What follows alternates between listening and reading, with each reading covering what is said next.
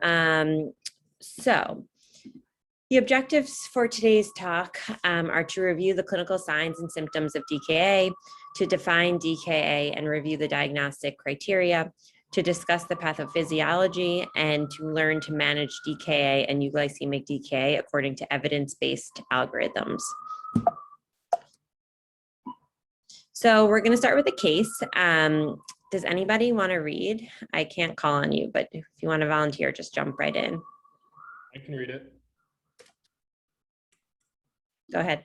This is a 22-year-old woman with poorly controlled type 1 diabetes with an A1C of 12.3% with poor adherence to insulin, presents with abdominal pain, nausea, and vomiting. Finger stick glucose is 497. What do you want to know and what do you want to order? Great. So this, will be very interactive. So, just call out if you want to say something. So what do you want to know? What do you want to ask this patient on history? If she's urinating a lot, nausea, vomiting. Well, it was already represented as abdominal pain, nausea, vomiting. But other signs of hyperglycemia, such as vision changes. Yeah. Vision changes. Great. What else? Any infectious symptoms like dysuria, any productive cough, diarrhea. Great. Yeah. What else are you going to ask? The patient's adherence to her insulin regimen. Yeah, so you're going to try to figure out why this is happening. Why is she in DK? Is she having an infection? Is she not adherent to her insulin? What else is important in the history? Medication changes, like if she's on prednisone or something. Yeah, perfect. So meds in terms of home regimen of her diabetes. So like, what does she take? What doses of insulin? Are there any new meds such as steroids that might have precipitated this? That's great. So I think that rounds out the history a bit more, and I'll present the rest of the case, but what do you want to order? AUA, chest x-ray. Okay, so you're still trying to rule out any like infection, UTI, pneumonia. What else? Probably get an abdominal CT for pancreatitis. Okay, I would say the abdominal CT will hold off on for now, only because the symptoms can be explained by DK itself. But, if you are concerned of pancreatitis, you can order a lipase. What did someone else say? VBG with lactate and ketones, how it's the BMP. ketones in the blood, yeah. Great, I heard BMP, I heard gas, CBC, check white count. Great. Yeah, so one major thing that I have not heard yet, so you're looking for a white count with the CBC, you're looking for signs of infection, blood gas will tell you your pH, but what else do you need? Well, in the UA, you get the ketones. So the ketones is very important. Ketones in the urine, yep. What else? Beta hydroxybutyrate. Beta hydroxybutyrate, great. And then there's something major. So you have to calculate. Oh, the anion gap. Anion gap. Great, exactly. So you need to get your BMP, CMP to get an anion gap. Perfect. Great job. So this was actually a real patient that I was on call this weekend, and she came in with DK. So I actually used her case for this presentation. So she was diagnosed with type 1 diabetes at age 2 years old. She does not follow consistently with an endocrinologist. She's never been on an insulin pump, never used continuous glucose monitoring. Her A1Cs from the past 2 years I've listed there, clearly very uncontrolled. And her home regimen is Lantus 10 units and Lispro 6 units with meals. She never checks her sugars. These were her labs when she came in. So the first BMP that we got, the glucose was 297, sodium was 131, potassium 4.5, chloride 101, bicarb was less than 4. Her BUN and creatinine were normal. So what's the anion gap? Can someone calculate it? I think it's 16. Yeah, I mean, tell us what is the The equation. calculation. So I did 131 minus the chloride. So sodium minus the chloride minus the bicarb. Right, exactly. And what would you do next now that you have an anion gap? So it's confirmed like acidosis. We Mhm. have an anion gap. So you would start her on insulin, or you would give fluids first, Mhm. and then you give thiamine. You would give, yeah, and you would just start the insulin after the fluids. Yeah, yeah. I don't know about the thiamine part. For an alcoholic, I was thinking an alcoholic. Yeah, yeah. But the fluids first. Perfect. And we're going to get into this. But also the beta hydroxybutyrate is positive. So this basically is confirming that she has DKA. So to get into what is DKA, and you all seem like you have some experience with it, which I'm sure you've seen many patients with DKA, but it's characterized by the triad of hyperglycemia, anion gap metabolic acidosis, and ketonemia. So the major finding is metabolic acidosis, and hyperglycemia is definitely part of the triad, and you're going to see in most cases an elevated glucose between like 350 to 500. Rarely does it exceed like 900, 1,000, but you can see that. It's more typical of HHS. And it can sometimes be normal, the glucose, less than 250, and that's considered euglycemic DK. And I just want you all to be aware of this, because sometimes DKA is not suspected when you see a normal glucose level, but I encourage you to always look at the BMP more closely, look at the bicarb. If it's low, definitely calculate the anion gap, look at the pH, and see if this might be DKA despite a normal glucose level. And what causes euglycemic DK? There are many causes, and I have a few slides later on about this. But anything that would make your glucose stay normal, but still have an insulin deficiency leading to DKA. So poor oral intake or starvation, ketosis, recent administration of insulin prior to going to the ED. So they were in DKA, but gave themselves a little bit of insulin, so the glucose came down, which could be confusing when they get to the ED with a normal glucose level, but still in DKA. Pregnant women and SGLT2 inhibitor use, which has become more and more popular and has brought euglycemic DKA to the forefront, which I'll get into later. So the pathophysiology of Dka. Dka is a state of severe insulin deficiency and excess counter-regulatory hormones, resulting in metabolic acidosis, hyperglycemia, and subsequent volume and electrolyte depletion. So when you have lack of insulin, you have increased counter-regulatory hormones like glucagon, cortisol, epinephrine, and these lead to increased gluconeogenesis in the liver, reduced uptake of glucose in the periphery, and unrestrained lipolysis, which leads to formation of ketone bodies. So the underlying problem is a lack of insulin. It's not hyperglycemia, it's the lack of insulin. Usually, in most cases, you can identify a precipitating event like infection, which you guys noted, such as pneumonia, UTI. Also, sometimes it's like in our case, inadequate insulin because of poor adherence to their regimen, especially in type 1s, or purposeful omission of insulin, or just poor compliance in general. Severe dehydration can lead to DK, acute major illness like MI, stroke, sepsis, pancreatitis. A lot of times new onset type 1 diabetes presents with DK. And then new medications like steroids, sympathomimetics like dobutamine, second generation atypical antipsychotics. And then for type 1s who are on pump therapy, if their pump malfunctions, then they're not getting any insulin and they can go into DKA. So most commonly DKA occurs in type 1 diabetics because they have no backup of insulin, but it can occur in type 2 diabetics with severe illness. or in patients with this entity called ketosis-prone type 2 diabetes. This is just another chart of precipitators of DK and HHS. It's pretty similar to what I just mentioned. And then clinical findings of DK.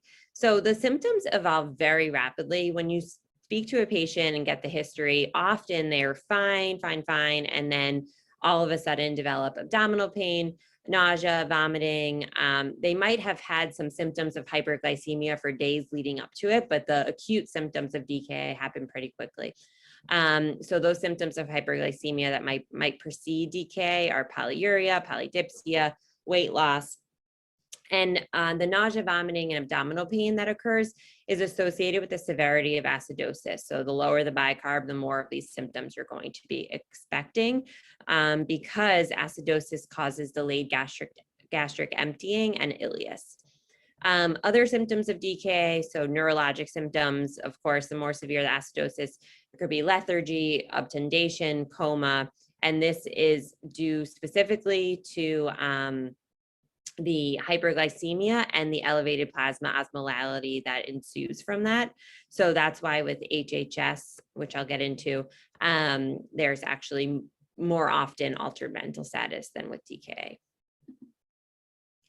So when you're approaching someone with DKA, we touched on this with the case at the beginning, but you always want to start with the ABCs and mental status. Look at their airway, breathing, mental status. Do they need to be intubated?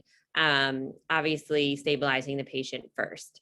And then you all astutely said that you want to evaluate for possible precipitating events. So asking about sources of infection, MI, chest pain, and doing the appropriate workup if any of that is positive. You also want to assess volume status because of the hyperglycemia and the polyuria. These patients are often very dehydrated. You want to look at the serum glucose, the serum electrolytes, and calculate the anion gap, the BUN and creatinine, a CBC with differential to look for leukocytosis, urinalysis, urine ketones by dipstick, plasma osmolality, serum ketones if the urine ketones are positive, a blood gas, again for the pH, and then an EKG. So this is a pretty standard way to approach all your DKA patients. And usually most of this is done by the ED before the patient even gets to you. So some other lab findings that you should be aware of when you're admitting these patients. First is the sodium. So often patients with DK will come in with a high glucose on the BMP and the sodium will appear low. And this is called pseudohyponatremia because for every 100 milligram per deciliter increase in glucose, the sodium falls by 2. So you have to correct the sodium for the glucose because otherwise people withhold fluids or get really concerned about the sodium, but it's actually just an artifact on the lab due to the hyperglycemia. So that's something definitely to be aware of when you're admitting patients. The next two I'm sure you've heard many times, but potassium. So potassium in DK, there's a total body deficit of potassium due to urinary losses from the polyuria.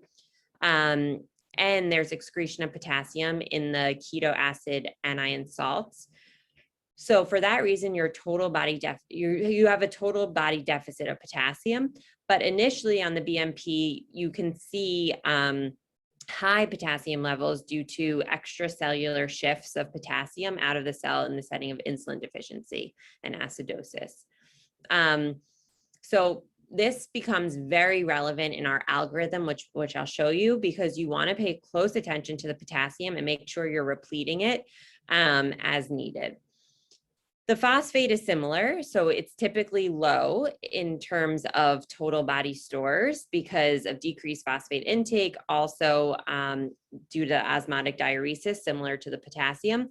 But it could appear normal or high on the initial labs due to extracellular shifts out of the cell in the setting of insulin deficiency and acidosis. So that's, again, something else that you want to be very aware of and monitor closely for repletion. Also, patients can have pre-renal AKI in the setting of DK due to dehydration. So you want to look at the initial BUN and creatinine. And then something else to be aware of is the white blood cell count. So patients can have a leukocytosis without any underlying infection, just in the setting of cortisol being high as one of those counter-regulatory hormones. And that can lead to increased white blood cells. But if it's like greater than 25,000, then you want to really make sure there's no infection. So briefly, HHS, it's a state of less severe insulin deficiency than compared with DKA. So you don't have that insulin deficiency, you don't have ketoacidosis, but you have very high glucose levels, which is the primary driver of HHS, which leads to profound polyuria, dehydration, hyperosmolality, and altered mental status. And usually this happens in really old patients who don't have access to free water or have some diminished thirst drive because they're unable to really keep up with hydration. And that's what leads to the profound hyperglycemia and dehydration. So this slide is just comparing some of the blood tests that you'll see in DKA versus HHS. So the plasma glucose, much, much higher in HHS. The bicarb, though, pretty normal, above 18, the pH above 7.3, not really, they're not going to have a lot of ketones as opposed to DKA. And then the osmolality is much, much higher because, again, the pathophysiology here is hyperglycemia, whereas in DKA, it's an insulin deficiency. And more commonly in HHS, you're going to have coma, stupor, very altered mental status. So to get into the treatment of DKA, I like to use the mnemonic VIP, volume, insulin, potassium. So you want to make sure that you're treating the underlying cause if it's identified, that you're giving a lot of fluids and correcting the volume depletion. You're correcting the anion gap metabolic acidosis. And the way you do that is with insulin. And you want to correct the hyperglycemia and then, of course, replete electrolytes and pay close attention to the electrolytes. So for fluids, the goal is to correct the volume deficit over 24 hours. In the first hour, you want to give at least 1 to 1.5 liters of NS, and then you can use a very aggressive rate of like 250 to 500 cc's per hour for another 2 liters, and then go to somewhere around like 150 to 250 cc's an hour of normal saline. When the glucose is less than 250, that's when you want to switch your fluids to D5 1/2 NS at 150 to 250 cc's an hour. And the reason for that is because you really need to have enough time to give enough insulin to correct the insulin deficiency and to close the anion gap and correct the acidosis. And if you didn't add glucose to the fluids, then you would have hypoglycemia, which you don't want. So basically the fluids is to prevent hypoglycemia and allow more time on the insulin drip. And then just a word to the wise, basically if your glucoses aren't budging and they are not coming down at all, the patient needs more fluids. So that was volume. Now insulin. The thing you need to remember is that if the potassium is above 3.3, then you can give insulin. But if it's less than 3.3, then VIP changes to VPI, and you want to give potassium before you start insulin. If the potassium is at an adequate level, then you can start your insulin drip. And the way this works is you want to give 0.1 units per kg bolus and then follow with 0.1 units per kg per hour. The goal is to drop the glucose by 50 to 75. And I'm going to show you a really helpful way to remember. You don't need to remember this. I'm going to show you how to access the algorithm and the insulin drip calculator so that you don't have to remember this, but you know how to do it. So basically, I'll just skip this and go to my next slide. So if you are on Epic, you can go to the home screen with the little house. It kind of has changed since the new Epic upgrade, but over here, you'll see under web links, Mount Sinai Hospital Inpatient Diabetes Resources. You want to click on that, and that will take you to this page, which has the DKA algorithm stored. So you don't even need to carry it on you. You just need to be near Epic and be able to access this web link. So it goes over all the fluids that I just mentioned, when to add glucose to your fluids, how to start the insulin drip. And then this is super helpful. This is the insulin drip calculator. So all you need to know is the patient's body weight, last blood sugar, and current blood sugar, and what rate the drip is at. And this will calculate for you how to adjust the drip rate based on the algorithm. And you're monitoring blood sugar every 1 hour. So you want to keep track of basically the last blood sugar, the current blood sugar, what the rate is. And I actually made a worksheet that I'm going to share with all of you. This is how I used to do DK in residency with this worksheet. And I think it's super helpful, one, to stay organized when you have a lot of patients that you're following and a lot going on during your busy day. It's nice to have a piece of paper that you're filling out as you go and you're following along the patient's progress, because it also keeps you aware of, oh, when's their next glucose due? When is their next BMP due? So I'm going to share that with you and go through it with you. Any questions on the insulin drip calculator? Okay. So the VIP, volume insulin potassium. So at this point, you have the patient on the insulin drip, but again, when you correct the insulin deficiency and push potassium back into the cells, you can then unmask the really low potassium levels. So you want to make sure that you're constantly monitoring potassium every 4 hours and repleting as needed. So if the potassium is less than 3.3, then again, that's that number where you're holding insulin and you're repleting potassium and making sure that it's above 3.3 before giving insulin. If the potassium is 3.3 to 4, then you're going to give KCl 40 MEQs in the fluids. If it's between 4.1 to 5, then you're going to give 20. Other electrolytes to pay attention to are magnesium, replete as you normally do, phosphate, aggressive repletion here as well because of what I already explained about the total body phosphate deficit. And then bicarb is very controversial. Basically, the only time you're going to consider giving bicarb is if the pH is less than 6.9, not even 7, which I should correct on this slide. And then what you're monitoring is obviously vitals, urine output, mental status, finger sticks every 1 hour. And then 2 hours after starting the drip, you really should recheck labs, the BMP, the gas. Often it's just done every 4 hours, but technically per the guidelines, it should be done 2 hours after starting treatment. And then every 4 hours, you're monitoring BMP, MAG, FAS, and a gas. And you're going to keep the patient MPO while they're on the insulin drip. And then when to stop the insulin drip. Often the emergency department does not get this part right, and then it falls on you all once the patient's admitted to figure out what to do next. But basically, the anion gap should be closed at least on 2 different BMPs, and a closed gap is considered less than 12. Often people use like less than 16. The bicarb should really be greater than 18, glucose less than 200, and the patient should feel better, should be clinically stable and ready to eat. And then when the patient does satisfy those criteria, then you have to give long-acting insulin and stop the drip 2 hours after giving long-acting insulin.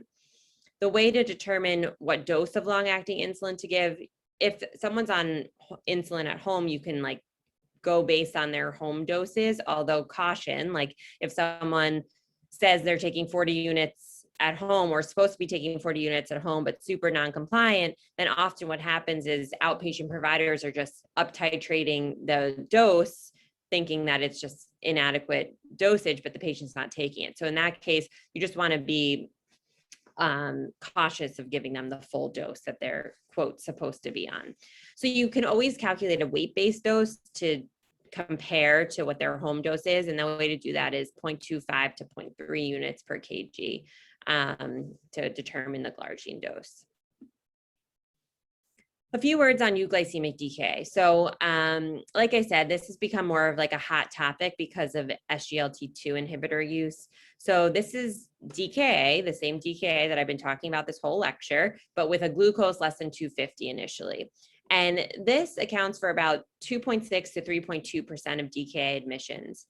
There are many causes of euglycemic Dka, anything that leads to a state of starvation resulting in ketosis while maintaining normal glycemia. So things like anorexia, gastroparesis, fasting, use of a ketogenic diet, alcohol use disorder, pregnancy, pancreatitis, glycogen storage disorder, surgery, infection. SGLT2 inhibitors definitely can cause euglycemic Dka, and someone can be totally stable on their SGLT2 and then have some kind of trigger that puts them into euglycemic Dka. And that trigger can be surgery, infection, trauma, major illness, reduced food intake. And the reason why SGLT2 inhibitors make people susceptible to euglycemic Dka, there are a few mechanisms. One, the way SGLT2 inhibitors work, they block reabsorption of glucose at the kidney level. So you're losing urinary glucose, and that's creating this state of carbohydrate starvation, volume depletion, and increased glucagon to insulin ratio. Also, SGLT2 inhibitors directly stimulate the release of glucagon from the pancreas, which will lead to gluconeogenesis and higher glucose levels. And then they also suppress clearance of beta hydroxybutyrate by the kidneys, leading to more ketosis. So what's key here is there's nothing that different about management of euglycemic Dka. It's the same exact management. The only thing is that you're going to add your dextrose to the fluids pretty much immediately. So by definition, if you're in your Dka algorithm, you're adding dextrose to the fluids once your glucose is less than 250, then for euglycemic Dka, you're starting with a glucose less than 250. So you're just going to add the dextrose to the fluids right away. And this is to just buy yourself time to give enough insulin to reverse the insulin deficiency and not cause hypoglycemia. So the management of euglycemic Dka is really not much different than the management of Dka, but the difference here is just having a high index of suspicion for Dka and not taking a normal glucose at face value, but looking further at the gap and the pH, because sometimes people just give fluids and don't realize the patient's actually in Dka, and that will not correct the underlying acidosis. So getting into some of the algorithms here. A lot of this is what I've already mentioned in my previous slides, but I just want you guys to know where you can access this. So this is the up-to-date algorithm. It's really similar to the Sinai algorithm, and that you could just look on up-to-date for. This algorithm is the Sinai one that I'm going to share with you. It's like a 1.5-page document that I think would be helpful for you all to have. Again, it's basically what I went over in terms of management. So if the potassium is less than 3.3, you're not giving insulin immediately. This is the 0.1 unit per kg bolus followed by the drip. This is 0.14 units per kg per hour, but I've always used 0.1. And then you're checking the finger stick every 1 hour. This is essentially the algorithm that's programmed into the insulin drip calculator on the homepage of Epic. So again, you don't need to memorize any of this. You can either look at it and like figure it out yourself or use the drip calculator, whatever works. And your target glucose here is 150 to 200. Again, when the glucose is less than 250, you're adding D5 to the fluids. And the goal is to clear ketoacidosis using insulin while avoiding hypoglycemia. This is exactly what I went over with the potassium and how much potassium to add to your fluids, magnesium repletion, phosphate repletion, and bicarb. Again, lab monitoring, you're checking finger sticks every 1 hour. You're checking BMP and BBG 2 hours after the initial treatment and then every 4 hours thereafter. These are the criteria that I went over for how to know when you can stop the insulin drip.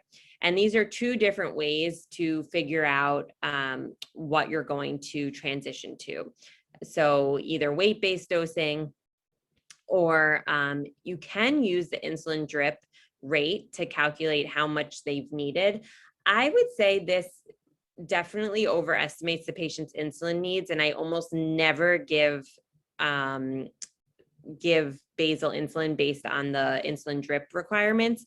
But it is interesting to calculate both and kind of see where they're both telling you to go in terms of which number, what dose to give, and then kind of comparing. So in the insulin drip based dosing, you want to take the amount given over 6 hours, multiply by 4, so that's 24 hours, and then do 70% of that. So that's decreasing it because again, it overestimates the patient's insulin needs.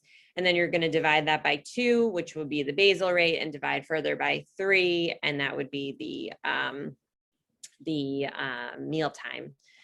And then they refer here in the guidelines to first meal rule. So basically, whatever you calculate, you want to give 50% of that with the first meal, because the patient still might not be up to eating like a full meal, and then increase from there. So back to our case, just to remind you all, we had a 22-year-old woman with poorly controlled type 1 diabetes, A1C of 12.3%.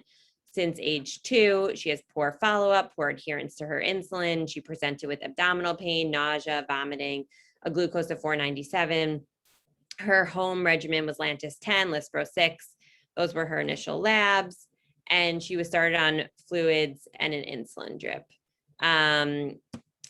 So this is the worksheet that, this is not exactly it. I'm going to send you the actual worksheet, but this was just for my slide purposes. It's similar.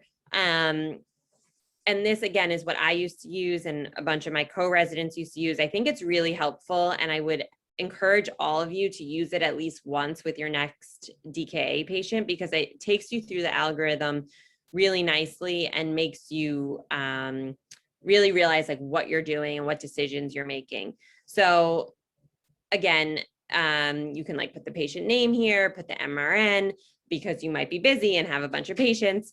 And essentially the first row is the date and time. So you want to put what time it is, because you're going to be checking glucoses every 1 hour. So you want to make sure that you're keeping up with that. And then what you can do is once you start the insulin drip rate, you can kind of put like a star or a tick mark of when you're going to need your next BMP, so you can stay on top of that.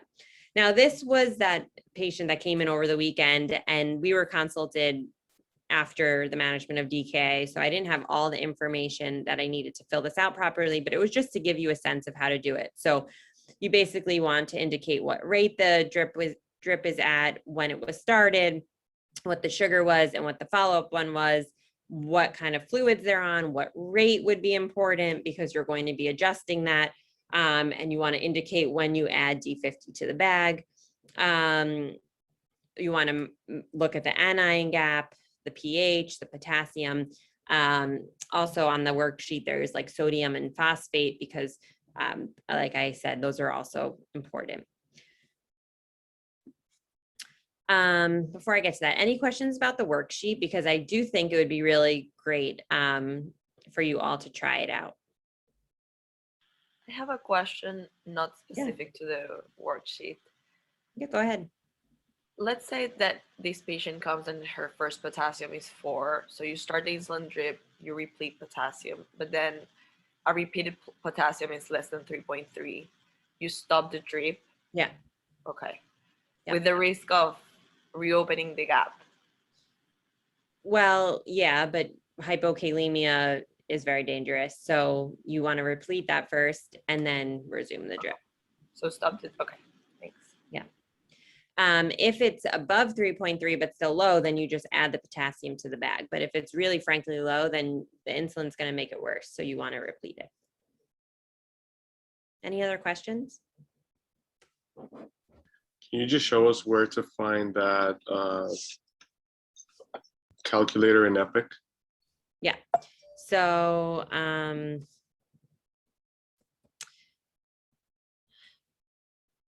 on your, oh, I didn't take a screenshot of the top part. Do you know when you're on Epic, there's like a little house? Yeah. So you click on that and it will take you to the provider home screen that looks kind of like this. I cut off the top of it. Oh, there you go. And then on the right-hand side, there's web links and you want to scroll down to Mount Sinai Hospital Inpatient Diabetes Resource. Oh, When you click on that, then the next screen will look something like this. I think you have to scroll down a little bit. There's something about COVID and hyperglycemia at the top. And then if you scroll down a little bit, you'll get to here, which is the calculator and the algorithm. nice. Thanks. You're welcome. Any other questions?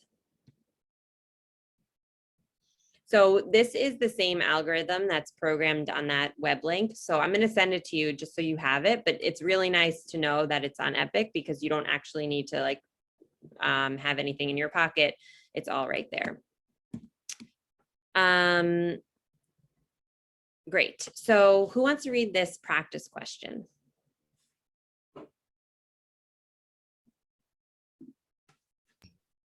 So a 24-year-old woman with an 8-year history of type 1 diabetes admitted to the hospital for hyperglycemic crisis, usually has good glycemic control. Her most recent A1C is 6.8. 8 weeks ago, the night before admission, her insulin pump malfunctioned overnight and she was not able to keep up with her fluid needs or her insulin with subcutaneous injections. She has nausea, vomiting, abdominal pain. Urine ketones were strongly positive. On exam, she is awake and able to answer questions. She is afebrile, BP 96/68, a heart rate 112, respiratory rate 24, and oral exam reveals dry mucous membranes, and she weighs 54 kilograms. So pH 6.9, Anion Gap 7, Bicarb 10, glucose 268, B1 56, creatinine of 2.6, sodium 135, K 3.2, Mag 1.7, and Phos 3.6. I think I made a typo. The Anion Gap's supposed to be 17. Sorry. Okay. I was really confused.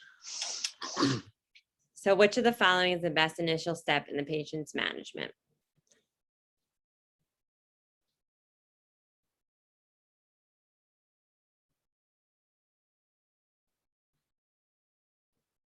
Does anyone want to go, or you can put it in the chat, or let's see. I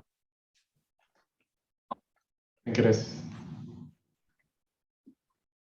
We look back at the labs again. Yeah, sure.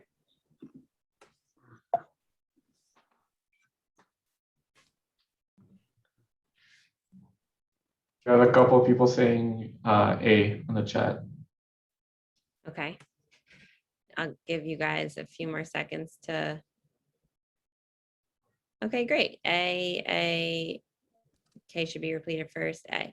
Okay, so A is correct. Does someone want to explain why? I think everyone has gotten the potassium portion of it, but what about the fluids? Let's compare the answers and figure out why that one's correct.